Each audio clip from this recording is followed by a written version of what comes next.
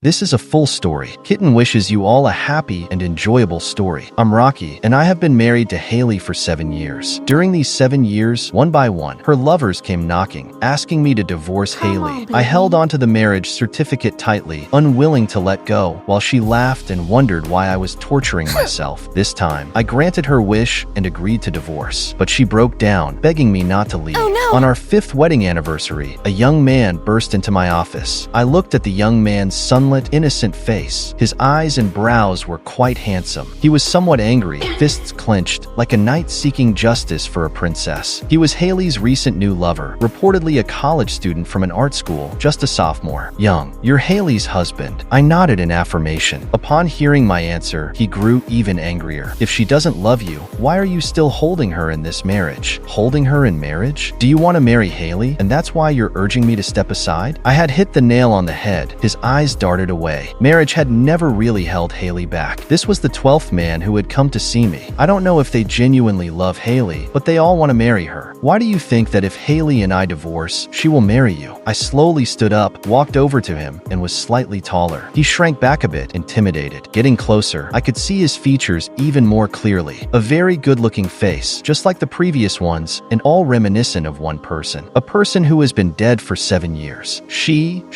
the young man stuttered, glancing at me out of the corner of his eye. She said she loves me. She said marriage is a reward for those who love each other. Get out. He was taken aback, seemingly not expecting my sudden outburst. I didn't expect it either. Even after all these years, hearing the same words over and over, my heart still ached. Hailey and I used to be not like this. What did you say? I told you to get out. He was frightened by my gaze and ran out without saying another word. A few minutes later, my assistant came in and said that the young man had his finger caught in the elevator, and it was quite serious. Send him to the hospital. We'll cover the medical expenses. The assistant looked a bit surprised. How had I dealt with the previous 11 men? I made them leave Huangjing City in disgrace, and even their families were targeted by my revenge. Why was I being so merciful this time? I was surprised too. Perhaps I was really tired. The assistant nodded and added, Madam Might? I know. He was right. Within an hour, Hailey arrived. She lounged on the sofa, looking at me lazily. Is it really necessary? I looked up at her. What do you mean? She scoffed. Is it really worth making such a fuss? Why didn't you just kill him, like you did with Tony back then? Tony. Every time Hailey mentioned this name, she would choke up, and this time was no exception. Hailey and I have been childhood sweethearts. Our engagement was arranged by our grandfathers. From a young age, I knew that Hailey would be my future girlfriend and my future wife. I was to love her as much as I loved myself. After her mother passed away, her father grew indifferent towards her. During those years, I was the one who stayed by her side, protected her, and fought against her father time and again. She was very fragile back then and would always cry and beg me not to leave her. She said she had only me. And wasn't I in the same position? After losing my family, even though we weren't married, in my heart, she was still a very cherished family member. During those years, we leaned on each other and warmed each other. Looking back, we were both grateful to have each other during that time. To this day, I still think that without Hailey, I really don't know how I would have gotten through that period. In the year we graduated from high school, I confessed my feelings to her. After that, it was only natural that we got together, but we ended up in different cities for college, and I flew to see her almost every week. After a while, I could sense her growing indifference towards me. I asked her about it, and she only said she was too tired. She rarely acted this way, so I could only look for reasons within myself and strive to be better. After graduating from college, we married under the auspices of Hailey's father. On the night of our wedding, I learned that Hailey had fallen for a boy during college. His name was Tony. They were in love. I was stunned. If they were in love, what was I to her? Wasn't Hailey and I also in love? Before I had a chance to ask her this question, I was met with her overwhelming hatred. Tony died in a plane crash while being sent abroad by Hailey's father. I became the scapegoat for his death, even though I didn't know who he was at the time. But Hailey hated me. No matter how I explained, she still firmly believed that I had conspired with her father to cause Tony's death. Rocky, these years must have been very unhappy for you? Hailey's voice pulled me out of my memories. She stood up, walked to my desk, and looked down at me with a hint of amusement. She wasn't concerned about the young man's injuries. He was merely a tool she used to get back at me, and I was a tool she used to ease her guilt over Tony. Since it's been so painful, why not get a divorce? As long as you divorce me, I will. All right, let's divorce. Hailey's lips parted, and she stared at me in shock. After a long while, her lashes fluttered, and she uncertainly asked, "What did you just say?" I sighed and finally finally spoke the two words, divorce. Divorce? You agree to divorce me? I nodded. She stared at me intently, veins throbbing on her forehead. Why have you agreed this time? Before I could reply, she suddenly laughed as if she had figured something out. I understand now. You're trying to get revenge on me, aren't you? You're planning to use my family's company to force me into submission like before, right? Rocky, this is all you're capable of. I looked down on you. What she said was true. I admit I did such things. When I saw her with another man lying naked on my bed, my anger burned away all my reason. I was desperate to get revenge. The young man was expelled from school and his family went bankrupt. As for Hailey, I never had the heart to truly hurt her, but I couldn't bear to let her go without a fight. So I cut off the funding to her family's company, causing her father some trouble for a few days. After that day, Hailey kept bringing up the divorce. Friends also advised me to go through with it. This kind of marriage was nothing but mutual torment, but I had become accustomed to loving Hailey. It's a bad habit, but I can't change it. She would understand. As long as I gathered enough evidence, she wouldn't misunderstand me. We would reconcile and be like before. I couldn't let go of her. She was the first half of my life. Letting her go felt like losing the first half of my life. I had only her left. I leaned back and completely reclined in my chair. Since saying those two words, divorce, I felt an unprecedented sense of relief. Speak up, will you? If you dare to harm my father, I'll hate you for the rest of my life. You see, she still used hatred to threaten me. We grew up together. She really knows me well. As soon as she says she hates me, I immediately relent. It never fails. The projects we're working on with your family's company will continue. Whether we'll collaborate in the future depends on the company's situation. I looked into her eyes and firmly told her, this time, when I say divorce, it's between you and me.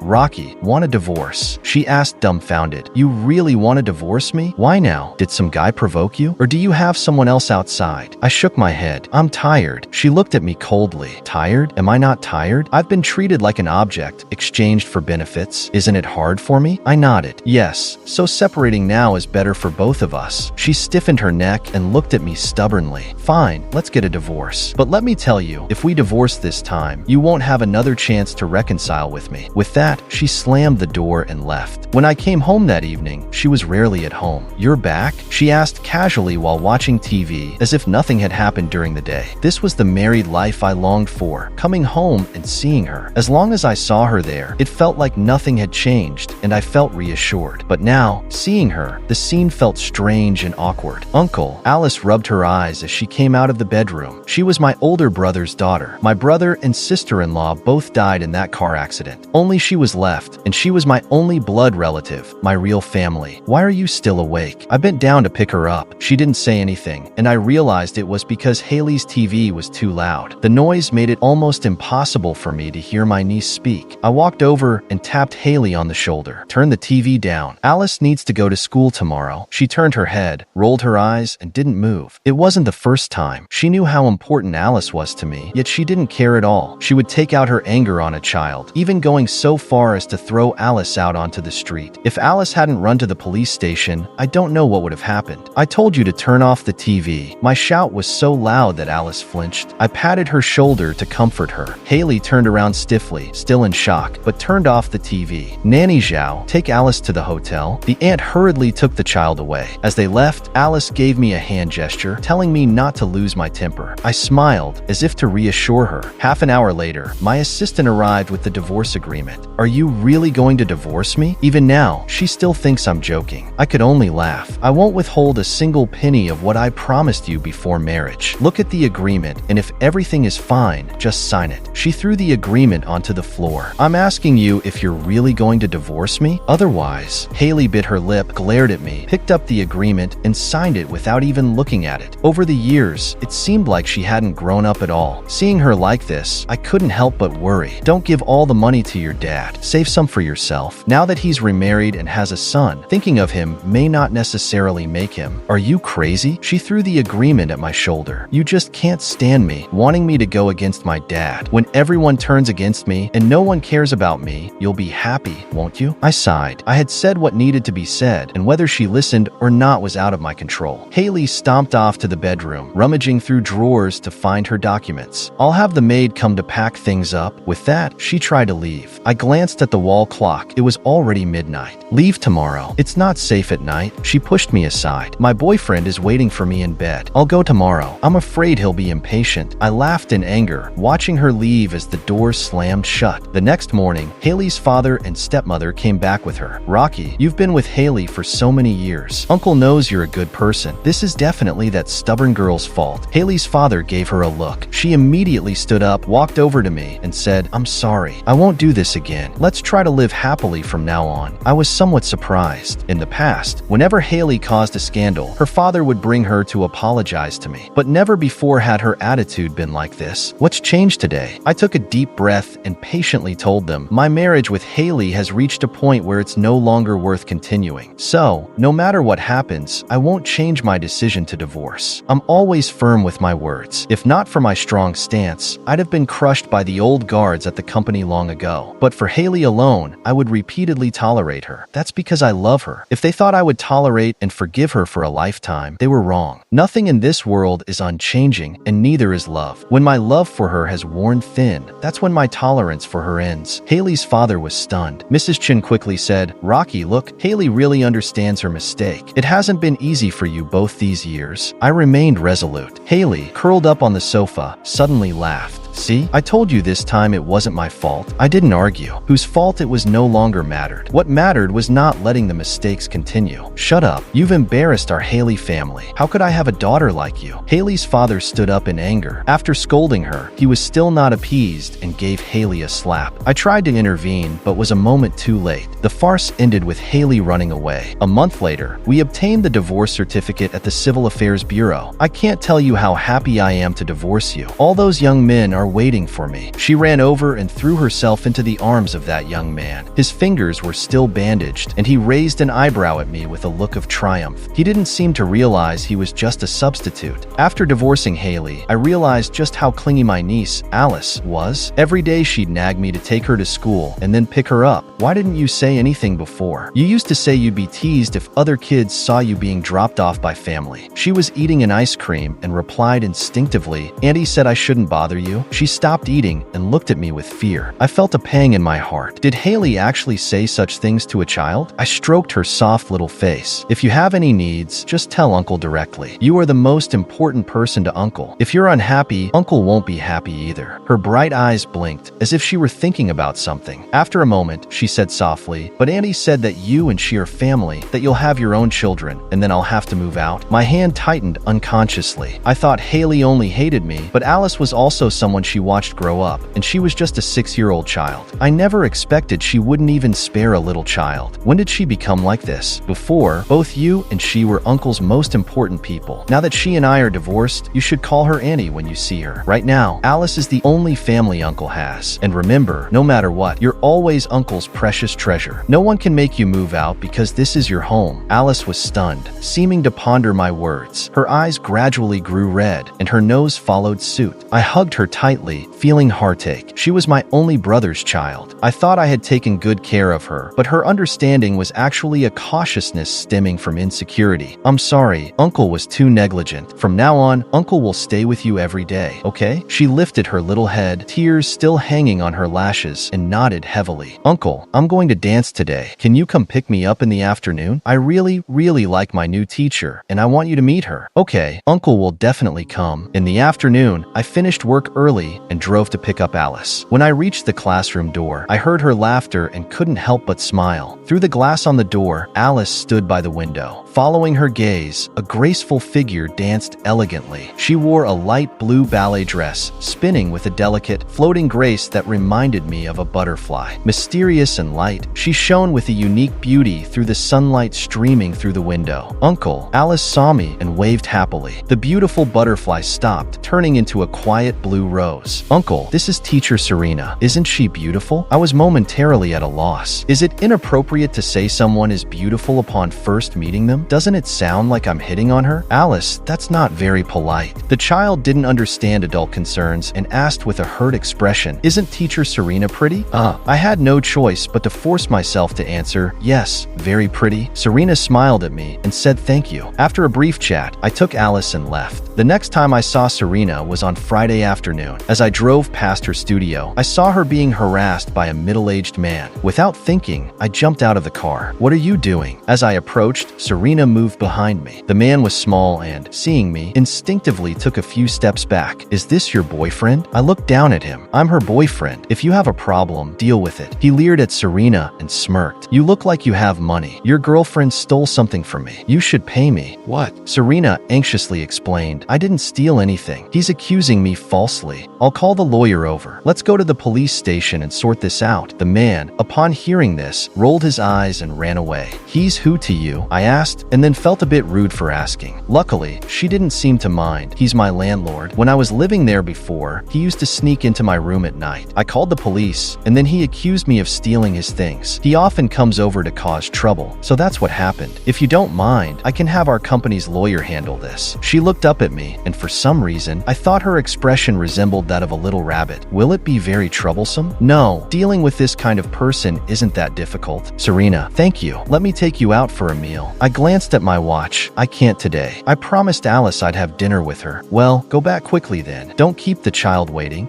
After having dinner with Alice, I told her a story and helped her fall asleep. That's how my days have been lately. I noticed that Alice was more lively than before, sometimes being a bit spoiled and noisy. This was how a child should be. After she fell asleep, I went to bed. When I woke up, I felt a heavy head and my eyes were swollen and sore. I remembered that I had probably forgotten to wear a coat while helping Serena yesterday. It had been a long time since I had a cold, and I didn't expect it to be this severe this time. Later, in a daze, I felt a hand gently wiping my sweat and then lightly touching my forehead. Throughout the night, I was aware of someone sitting at my bedside, just like when my mother used to. She would stay up all night, afraid that if I was uncomfortable, there would be no one by my side. When I woke up again, it was already the next morning. There were medicine and water on the bedside, and a basin of cool water with a white towel on the floor. As I opened the bedroom door, a fragrant aroma greeted me. Serena was holding a bowl, taking care of Alice's meal. Before I could say anything, she explained, "I noticed no one came to see Alice yesterday, so I brought her back. When Alice saw that you were sick, I stayed to help." "Thank you," she smiled. "Kami, this is my family's traditional kanji for the sick." Her playful demeanor made me smile, and the kanji was indeed delicious. Just as I was about to speak, the door was flung open from the outside. Hailey stood at the door in shock. "Well, living the good life, are we?" Hailey stepped forward, looking at the food on the table. Alice hid behind me, scared. This move only angered Hailey further. She looked at me with disdain. "I was wondering why you suddenly wanted a divorce. Turns out you found a new lover and pretended to be the victim." "Rocky, you're so hypocritical," Serena hurriedly explained. "You misunderstand. Mr. Rocky and I are not in that kind of relationship. He's sick, and I just happened to come over to take care of him." Hailey's face turned red with rage. She raised her hand and threw her bag at me. I hurriedly turned to block it, and the bag hit me in the chest, causing a sharp pain. "Well, you two dog lovers. So you're protecting this shameless woman, Rocky?" "Hailey," I cut off her curse. "If you want to go crazy, do it at your own home. Have you forgotten we're already divorced?" Her voice stopped abruptly, and she mumbled, "Divorced? Divorced? I'll take you to your class now." "Serena." "All right." After we went outside, I apologized to Serena. She had been kind enough to care for me, but was met with unwarranted abuse. "It's okay, as long as it's explained clearly." "All right." When I came back, Hailey was still there. I guess she probably needed something from me. "Speak up. What's the matter?" At my question, she pouted, and tears began to fall in large drops. "Don't you know? Or are you just pretending not to want to help me?" Her crying was starting to irritate me, and my voice grew impatient. "What is it? I don't have time to play guessing games." She bit her lip, sniffled, and then began. "Jack, that bastard, uploaded my photos online." "Jack?" I recalled that he was the guy who came to see me that day. She said that after the divorce, she invested in Hailey's family company, and her father promised to make her the general manager. However, this move displeased other board members, and someone bribed Jack to upload her photos online. She had already resigned from the general manager position, but the photos were still being spread like wildfire. Her father had beaten her for bringing shame upon the family, but the photos had already circulated widely. Even if she reported it to the police, the photos couldn't be erased. She had been removed from her position as general manager and was now hiding at home, afraid to even step outside. "Do you know how much courage it took for me to come to you? Do you need me to help you report it to the police?" She was taken aback and looked at me in disbelief. "What do you mean?" I smiled. "I'm actually curious what you mean. You had an affair fair, the photos got spread, and now you come to your ex-husband to fix it. What were you thinking? She was momentarily stumped, then weakly replied, I couldn't find anyone else to help. I waved my hand. The only thing I can do is help you report it to the police. Beyond that, I'm not obligated to help. She glared at me with anger. Rocky, I didn't expect you to be so heartless. After all these years, you won't even help me in my time of need. After all these years, did she ever show any softness towards me? Fine. Coming to you today was my own humiliation. From now on, even if you beg me, I won't turn back. She grabbed her bag and stormed out. Later that night, after I finished my shower and went out, I found I had missed a dozen calls on my phone. They were all from one person, Haley's close friend. I called back, and her friend's voice was anxious. Rocky, you need to come quickly. Hailey is drunk and keeps calling your name. Susan was someone I never liked, but I had endured it for Hailey. After we married, she often encouraged Hailey to leave home and even introduced her to boyfriends. I had told Hailey that Susan wasn't fit to be a friend. She didn't listen. Every time Hailey left home with Susan, I had thought of taking action against the instigator. Hailey even slapped me in front of everyone. I think that was when I started to feel a growing coldness toward her. A slap and her constant opposition had left me feeling despairing. I had never felt so defeated, so powerless. She made me feel like an exceptionally poor person. She's drunk. Aren't you going to take her home? Aren't you always giving her advice? Why are you asking me? There was a pause on the other end of the line, and then in a whiny voice, I don't know what to do. Then just call the police. With that, I hung up. The bar is owned by a friend of mine, so with him keeping an eye on Hailey, she wouldn't come to any harm. Later in the night, my friend called to say that he had sent someone to take Hailey home. As for Susan, after hearing that I wouldn't come to see Hailey, she left with a few friends. When she left, Hailey was unconscious on the table. Susan came from a modest background, and her only reason for sticking with Hailey was to secure a position for her father. Now that Hailey's family company was on the verge of collapsing, and despite my advice, Hailey had given all her money to her father. Her father had taken her money and arranged for her stepmother and half-brother to go abroad. She was left penniless. Susan's call was merely to confirm whether Hailey and I would reconcile, so she could decide if she should continue to curry favor with Hailey. Now, the outcome was clear. Following Hailey had led to nowhere, so people quickly packed up and left. This was the sister that Hailey was willing to slap me for defending. Even when I told her that her best friend sent me suggestive selfies in the middle of the night, she thought I was just framing the friend. With Serena's care before, our relationship had grown much closer. One day, she even took the initiative to invite me to dinner, and afterward, we went to see a movie. These were things I hadn't done in years. She sat quietly watching the screen, with the soft light casting on the tip of her nose. She turned around unexpectedly, and I was startled, our gazes meeting abruptly. I was thinking of saying something to cover the awkwardness when she suddenly leaned in and kissed my cheek. We both blushed deeply and didn't dare to say a word throughout. As we went outside, it had started to snow. I'll give you a ride home. She looked at me and nodded gently. I took a deep breath and gently held her hand, which she didn't pull away from. As we drove out, I spotted a familiar figure standing in the distance. Hailey. She recognized my car and suddenly rushed over, probably alerted by her assistant that I was here. The cold had made her face red. When she saw Serena in the passenger seat, her lips moved, but no sound came out. Is there something you need? She stared at us blankly, showing no anger or shouting, frighteningly quiet, with tears silently sliding down her face. After a long pause, she croaked, "Can you lend me $100? I don't have money for a cab." I pulled out my wallet, and it happened to have exactly 100. I handed it to her. She quickly took the money, clutching it tightly with trembling fingers, and forced a smile. "I won't pay you back."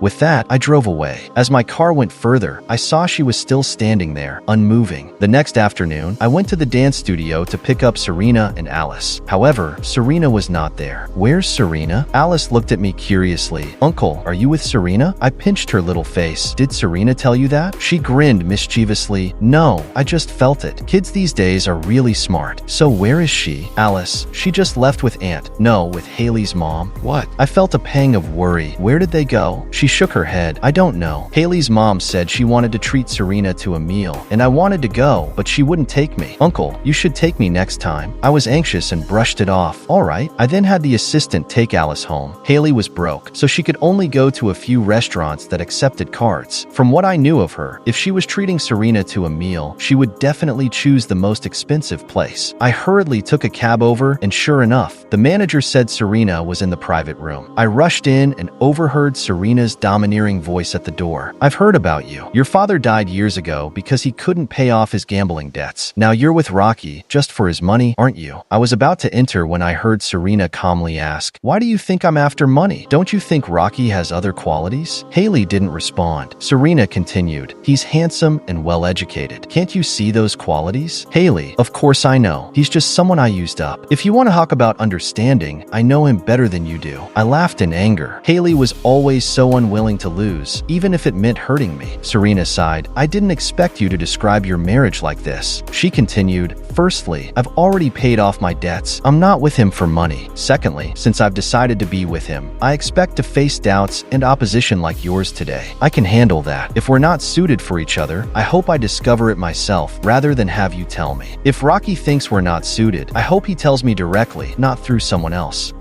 I pushed the door open, interrupting Hailey. Seeing me, Serena was momentarily taken aback, her ears turning red. I stood beside her. "Si Cheong is right. Whether this relationship is suitable should be decided by us, not by my ex-wife." Hailey looked away, unable to meet my gaze, but I had had enough of her repeatedly entering my life and hurting the people I cared about. "Hailey, out of respect for the past, I won't hold this against you today. But if you interfere in my affairs again in the future, I won't let it slide." She seemed stunned, with a look of confusion, anger, and frustration in her eyes. "Are you saying you want to sever all ties with me?" "Yes." She stiffened, her eyes reddening. "Have you forgotten how you promised my mother you would take care of me for life when I was on the sickbed? Have you forgotten that?" I felt weary. "Rocky, you insisted on marrying me. If it weren't for you, Tony wouldn't have died, and I would have been very happy. Now you've ruined me and want to walk away? Are you even human?" I sighed. "I'll explain one last time. Before we got married, I didn't know there was another man in your life. I thought you, like me, were looking forward to our wedding and were maintaining the basic fidelity in our relationship. I didn't expect that while I was preparing for the wedding, you were planning to elope." I took a deep breath. "I never did anything to Tony. I don't know him. This is my final explanation." But she refused to believe it. Even with all the evidence in front of her, she stubbornly chose to frame me. This time, I no longer cared if she believed me or not. Whether she hated me or not, I didn't care. With that, I took Serena and left. Hailey shouted after us, "Rocky, you bastard. You've ruined me. You've ruined me." After that day, Hailey seemed to disappear. I heard she went traveling, and Hailey's family somehow received a new influx of funds, allowing the company to get through the crisis. But none of this was my concern. I met Serena's mother and officially confirmed our relationship. A year later, Serena and I got engaged. The engagement party was low-key, as she preferred. At the end of the ceremony, I saw Hailey in the audience, raising a glass toward me. I hadn't expected her to appear so resplendent at my engagement party. After the ceremony, she walked over with a glass in hand. "After all the years we grew up together, you didn't even invite me to your engagement." I remained silent. She sneered, "Didn't expect me to make a grand comeback, did you? Did you think I'd be stuck in the mud for the rest of my life?" "No, I didn't have time to think about your matters." Her face changed colors, alternating between green and white, until a voice said, "Hey, Hailey," breaking the tension. I looked over to see our group's chairman, Bame. He walked over, familiarly placing his hand on Hailey's waist. What was this? I was startled, but then dismissed the thought. Hailey was too proud to be a mistress. Chairman Bame had watched us grow up, and his wife was known for her temper in the circle. I convinced myself of this, only for the next moment to see Hailey kiss Bame's lips. I felt nauseous. No wonder Hailey's family suddenly had money. No wonder Hailey was flaunting herself. "You two chat, I'll leave." Chairman Bame patted my shoulder and was about to leave. Hailey immediately said in a coy voice, "I'll go with you. It's so boring here alone." Chairman Bame looked troubled and finally admitted, "I'm going home. Why are you following me?" Hailey quickly glanced at us, blushing. After Chairman Bame left, she also ran off. A month later, Hailey was beaten by Chairman Bame's wife. She was beaten badly enough to be hospitalized, and Hailey's family's once recovering business fell back into a downturn. One morning, just after I got up, Hailey called me. "Rocky, can you come see me? I want you to come." Before I could refuse, Serena said, "You should go see her. She's been punished enough. All right then. After work, I went to the hospital. I hadn't expected her injuries to be so severe. The doctor said she might be disfigured. You're here? Where's Chairman Bame? Hailey burst into tears. He said he'd divorce his wife and marry me. But now I'm beaten up like this, and he doesn't even dare to make a sound. He's a scoundrel, a big liar. I didn't know what to say. She suddenly grabbed my sleeve. Rocky, I'm sorry. I overheard my dad and my stepmother talking. It wasn't you who caused Tony's death. It was my dad who sent him abroad. I didn't feel any relief from the truth. In fact, this truth had long ceased to matter to me. Rocky, I keep thinking about the past, about when we were kids. Back then, we were always together. You would always protect me, and with you around, no one dared to bully me. She sobbed, her tears soaking the bandages and mixing with the blood seeping through. Why? Why did we end up like this? Images of two innocent faces flashed through my mind, leaning on each other under the sun, talking about the future. Every word they shared was about each other. Yes, why did it come to this? I thought we'd be together forever, but in just a few short years, it's all turned into this. Rocky, I'm sorry. I shouldn't have ignored you. I shouldn't have trusted my dad so much. He told me Tony's death was your fault and even swindled my money to go abroad with that woman. Rocky, she tugged at my hand. If we could start over, would you? No. Why? Is it because you've fallen in love with Serena? I looked at her. Even with Serena, it's not possible. The damage has been done, and it can't be undone. I'll go back now. You rest well. I left the ward without a second glance. Rocky, I'm sorry. Back home, Serena was making a cake with Alice. Today was my birthday. I hadn't celebrated my birthday in a long time. After blowing out the candles, Alice asked me what I wished for. Serena reminded her, if you say it out loud, it won't come true. Alice hurriedly covered her mouth. Uncle, please don't say it out loud. I laughed at her. All right. Actually, I didn't have any particular wish. As long as the happiness of the moment could extend to every day in the future, that was my greatest wish. A year later, Serena and I got married. During the ring exchange, I caught a glimpse of a familiar figure from the corner of my eye, but when I looked again, it was gone. Everything seemed to pass like a fleeting illusion. The groom may kiss his bride. Serena looked up at me, her face flushed. I bent down and kissed her, feeling her tears fall onto my face. Will we always be happy? She asked softly. Yes, I answered her. Story over.